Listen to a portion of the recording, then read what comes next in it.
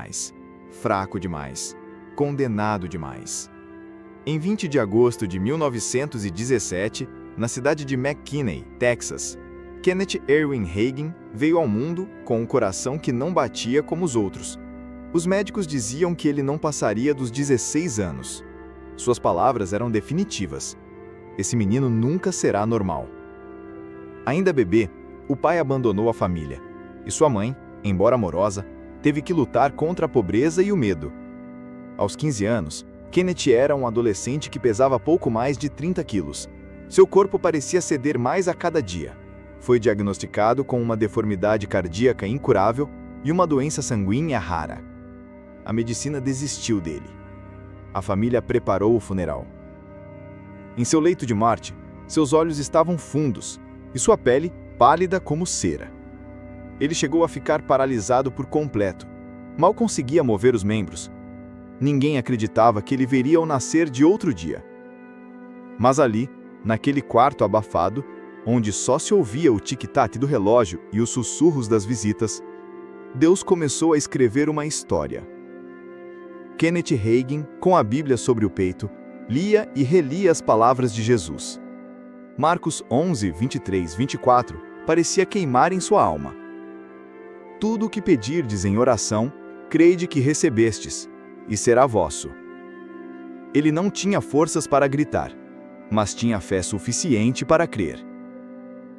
Disseram que era loucura, mas numa manhã clara, ele disse a si mesmo: se estou curado pela fé, então não tenho mais que ficar deitado. E com um esforço que nenhum músculo deveria sustentar, ele se levantou da cama. Naquele instante, o coração fraco ganhou força, o sangue enfermo ganhou vida, o impossível se curvou diante da fé. Kenneth foi curado, definitivamente, poderosamente, milagrosamente.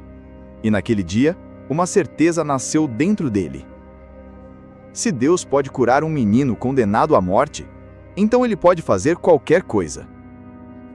Esse foi o início, não de um ministério, mas de uma vida entregue, moldada e incendiada pelo poder da palavra e a voz do Espírito. Ele havia sido curado, mas não era apenas o corpo que estava de pé. Algo muito maior se levantava dentro dele. Um clamor, um fogo, um chamado. Ainda com o corpo se recuperando, Kenneth começou a buscar a Deus como quem busca ar para respirar.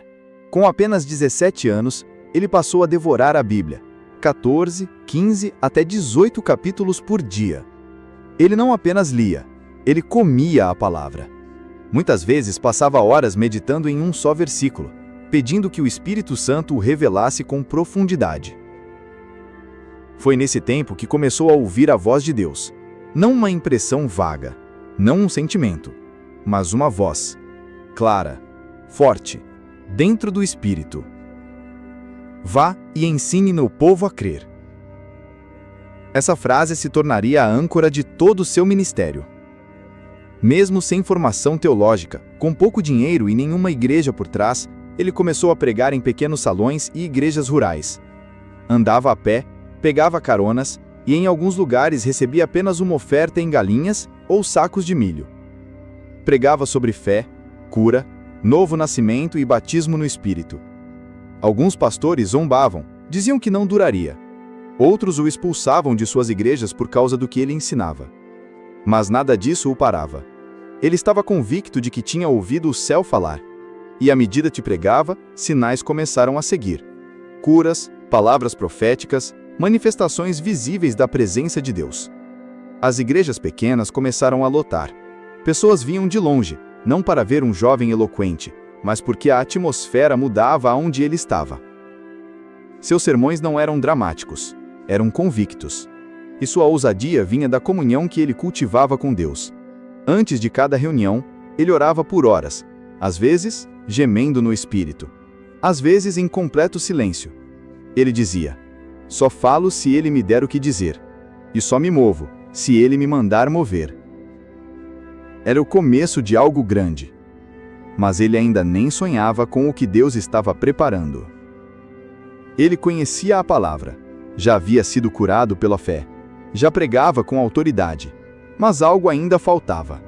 algo que queimava nas páginas do livro de Atos, algo que os apóstolos experimentaram.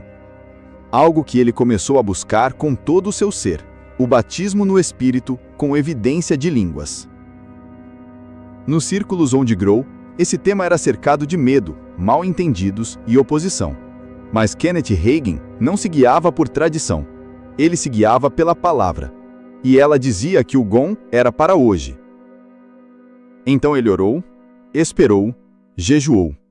Em um de seus testemunhos mais conhecidos, ele conta que passou dias buscando a plenitude do Espírito, até que numa manhã comum, a glória de Deus o envolveu como uma nuvem espessa. Sua língua começou a se mover sozinha, e um novo idioma começou a fluir de seus lábios. Suave, poderoso, celestial. Foi batizado no Espírito. E dali em diante, nada mais foi comum. A partir desse momento, sua vida espiritual entrou em outra dimensão. Ele passou a orar em línguas diariamente, por horas.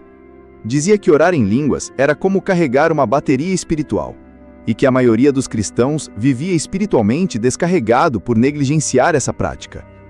Foi então que os dons começaram a se manifestar com clareza. Em uma reunião, ele parou de pregar, olhou para uma mulher no fundo da igreja e disse: "Você sofre de uma enfermidade nos rins, e o médico te deu 6 meses. Mas o Senhor manda dizer, você está curada agora." A mulher caiu de joelhos, chorando. Dias depois, voltou com os exames. Curada. Totalmente. Outro dia, em uma pequena cidade do interior, ele apontou para um homem e disse: "Você está com medo de morrer, mas não vai morrer. O Senhor te dá mais 15 anos." O homem desabou em lágrimas. Era um diagnóstico recente de câncer.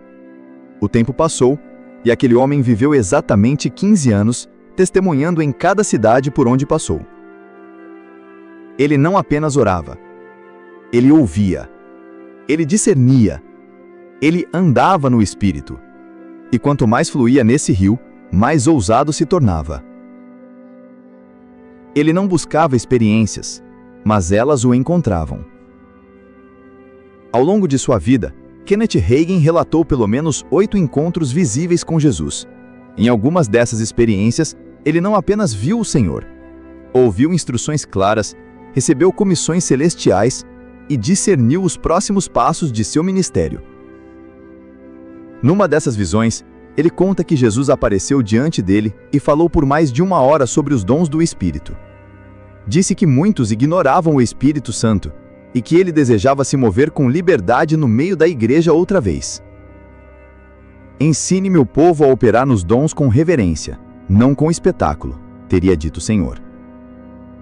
Dizem que durante uma dessas visitas celestiais, uma névoa encheu o quarto onde ele estava, e por um momento, Kenneth não sabia se estava no corpo ou fora dele.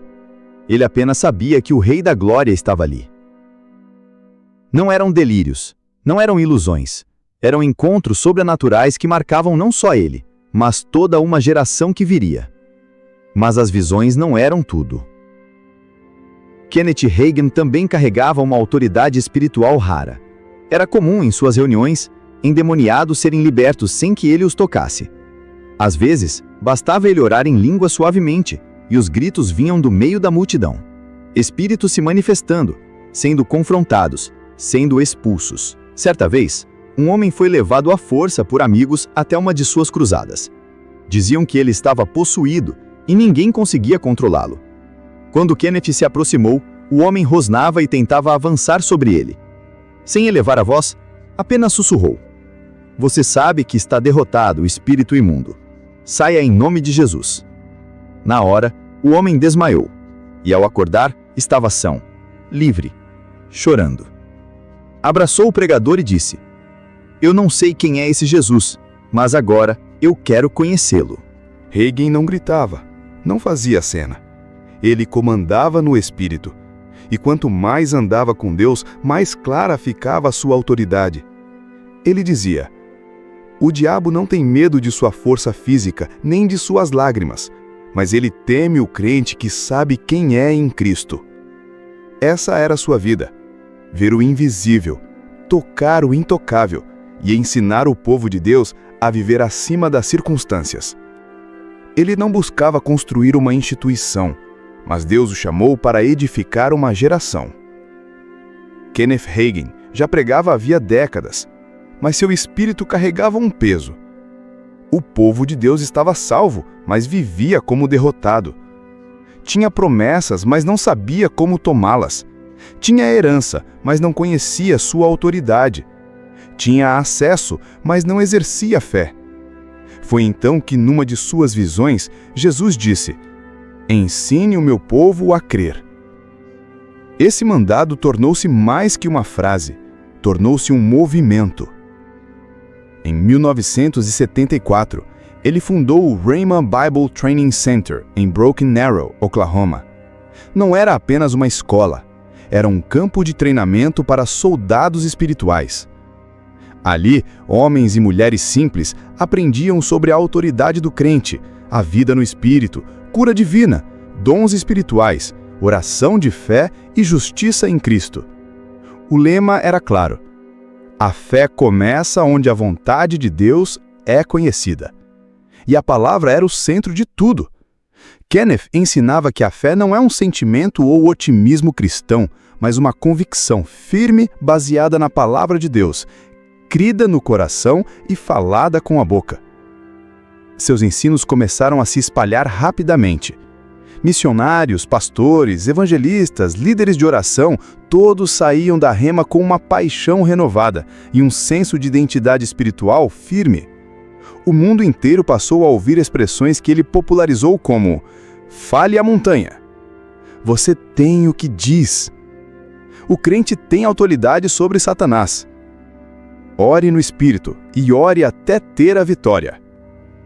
Milhares de igrejas carismáticas e pentecostais ao redor do mundo foram influenciadas diretamente por seus livros, fitas, conferências e materiais. A escola da fé se tornou um rio que atravessava nações. Testemunhos começaram a surgir de todos os lados. Um pastor africano curado de AIDS ao ouvir uma fita sobre fé. Uma mãe canadense cujo filho saiu do coma após ela declarar Marcos 11:24 por 3 dias. Igrejas inteiras libertadas de opressão demoníaca após compreenderem a autoridade do nome de Jesus. Kenneth Hagin dizia: "A fé não ignora o problema. Ela olha para ele e diz: você vai mudar." Era comum ouvir: onde Kenneth Hagin pregava, milagres aconteciam. Mas não eram apenas manifestações nos púlpitos, era o Deus que andava com ele. Havia algo no ar quando ele subia para ministrar, uma quietude espiritual, um temor reverente. E então, sem aviso, o poder se manifestava. Curas repentinas, tumores desaparecendo, pessoas se levantando de cadeiras de rodas, pecadores se dobrando sob convicção profunda de pecado. Testemunho real. Durante uma conferência, uma mulher que havia perdido a fala após um AVC foi levada à reunião. Kenneth se aproximou e disse apenas: "Em nome de Jesus, fale." Ela gritou no mesmo instante: "Glória a Deus!" A multidão chorava. O milagre foi registrado por médicos presentes. Outro caso notório é um pastor das Filipinas que ouviu as fitas de ensino de Kenneth sobre fé e cura. Estava com tuberculose avançada, com expectativa de semanas de vida. Ouviu os áudios dia e noite, declarava as promessas, ainda com febre e tosse. E um dia, sem intervenção médica, foi completamente curado. Mais tarde, fundou mais de 100 igrejas. Mas não eram apenas milagres visíveis. Houve multiplicações silenciosas e livramentos inexplicáveis. Dizem que certa vez, numa viagem missionária, o carro em que Kenneth estava saiu da estrada e caiu em uma ribanceira. Mas nenhum dos passageiros se feriu, absolutamente nenhum arranhão. Testemunhas disseram que viram uma mão invisível segurar o carro antes do impacto. Outra história passada de boca em boca conta que ele estava em uma pequena cidade e não havia dinheiro para pagar o aluguel do salão onde ia ministrar. A oferta esperada não veio, mas no fim do culto, uma senhora pobre entregou um envelope com um valor exato, centavo por centavo. Ela disse: "Deus mandou eu guardar essa quantia desde o mês passado. Agora entendo por quê." Kenneth Hagin costumava dizer: Deus nunca me deixou faltar nada. E não porque eu sou especial, mas porque Ele é fiel à sua palavra. Essas experiências não eram apenas testemunhos para inspirar, eram sinais de que Deus confirmava a mensagem. Onde a palavra da fé era pregada com unção e verdade, o céu respondia. E quanto mais isso acontecia, mais claro ficava. Kenneth Hagin não andava sozinho. Nenhum homem que carrega uma tocha do céu passa despercebido. E com Kenneth Hagin não foi diferente. A mensagem da fé, da cura e da autoridade espiritual não apenas inspirava multidões, também provocava tempestades. Desde cedo, pastores mais tradicionais torciam o nariz para suas pregações. Diziam que ele exagerava na ênfase da fé. Outros afirmavam que ele tornava o crente poderoso demais. A acusação mais comum era: isso aí não é fé, é presunção. Ou ainda, ele prega um evangelho sem sofrimento. Mas Kenneth não recuava. Ele dizia: não estou aqui para agradar homens, estou aqui para ensinar o que a palavra diz. Dizem que certa vez, em uma convenção denominacional, um pastor o confrontou publicamente: irmão Hagin, você está ensinando heresia. Com calma, ele abriu a Bíblia, leu os textos e disse: não fui eu quem disse, foi Jesus. E se sentou. Mesmo entre pentecostais, havia desconforto com sua ênfase na autoridade do crente e nos dons do Espírito operando diariamente. Alguns o acusavam de querer controlar Deus. Mas quem o conhecia sabia. Ele não controlava o Espírito, ele se rendia a ele. Houve também guerra espiritual. Kenneth relatava ataques intensos durante a noite, opressões visíveis, sonhos perturbadores, especialmente quando estava prestes a escrever um novo livro ou iniciar uma nova escola bíblica. Certa vez ele disse: antes de todo grande avanço, o inferno geme, mas o céu vence. Mesmo assim, ele mantinha a postura, não revidava com ódio, orava pelos que o criticavam e continuava ensinando com audácia. A resistência apenas servia para provar a autenticidade da chama. Como dizia Leonard Ravenhill, o diabo não incomoda quem está apagado. Kenneth Hagin sabia que estava acendendo algo, e o fogo sempre provoca fumaça. Mas ele também sabia, a palavra de Deus jamais volta vazia. Um sermão dura minutos, mas um livro pode atravessar gerações. Kenneth Hagin entendeu isso cedo. Ele não queria apenas pregar para uma multidão, mas deixar um legado que falasse com pessoas que ele nunca conheceria, em lugares que ele nunca pisaria. Assim, nasceu a editora Faith Library Publications, e com ela, livros que mudaram a forma como milhões enxergavam a fé cristã. Alguns títulos tornaram-se verdadeiros marcos. A autoridade do crente, que revelava o poder do cristão sobre Satanás no nome de Jesus, como ser guiado pelo Espírito de Deus, ensinando a sensibilidade à voz interior do Espírito. A fé que remove montanhas, desmistificando a fé bíblica e mostrando como aplicá-la no dia a dia. O nome de Jesus, uma exposição profunda do poder contido nesse nome acima de todo nome. Esses livros ultrapassaram barreiras, foram traduzidos para mais de 100 idiomas, entraram em prisões, escolas bíblicas, tribos, zonas de guerra e casas destruídas por tragédias. Dizem que missionários em países fechados levavam seus livros escondidos dentro de capas de romances seculares e que famílias inteiras foram libertas por uma única página sublinhada. Mas não eram apenas palavras impressas. Hagin também gravava suas pregações em cassetes que eram copiadas e repassadas de mão em mão, como se fossem tesouros espirituais. Nos anos 80 e 90, igrejas no Brasil, África, Filipinas e leste europeu estavam sendo moldadas pelos ensinos dele, muitas vezes sem nunca terem visto o seu rosto, apenas a sua voz gravada ou suas palavras em papel. A Rema, que começou com poucos alunos em Oklahoma, tornou-se um movimento global. Hoje, há mais de 260 escolas Rema em mais de 50 países, incluindo o Brasil, onde seu ensino impactou diretamente líderes influentes como Bud Wright e muitos outros. Cada escola é um farol, cada aluno uma tocha, cada livro uma semente. Kenneth Hagin dizia: Deus quer que você viva por fé, não por vista, não por emoção, não por religião, mas por fé firme em sua palavra. E até hoje, a palavra continua correndo. Kenneth Hagin envelheceu, mas seu espírito nunca cansou. Mesmo com um corpo já frágil, continuava ensinando com autoridade, conduzindo cultos, escrevendo livros e, principalmente, orando. Alguns diziam que ele parecia mais jovem quando orava em línguas. Outros, que era como se ele estivesse em outra dimensão. Ele mesmo dizia: quando oro, perco a noção do tempo. É como andar com o próprio Jesus. Durante os anos finais, teve diversas visões. Em uma delas, ele disse ter visto Jesus entrando numa igreja fria, onde o povo cantava, mas não o reconhecia. Hagin chorou ao descrever aquilo. O espírito está disposto, mas a carne está entretida. Em outra visão, Jesus teria dito a ele: prepare o povo para o meu retorno. Fale da minha vinda. O tempo está próximo.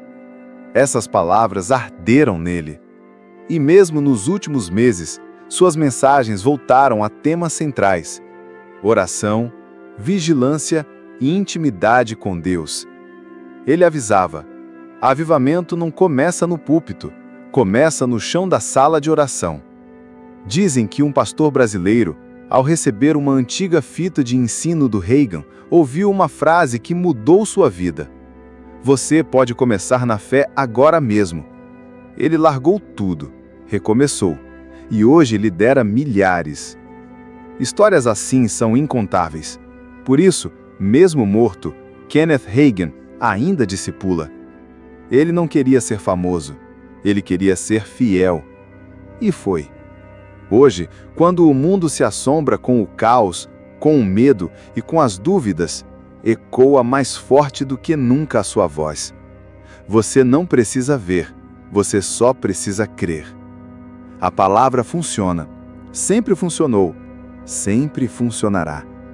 Que sua vida seja um apelo para nós. Voltemos ao joelho, à palavra, ao Espírito, porque foi lá que Hagin encontrou Deus, e é lá que Deus ainda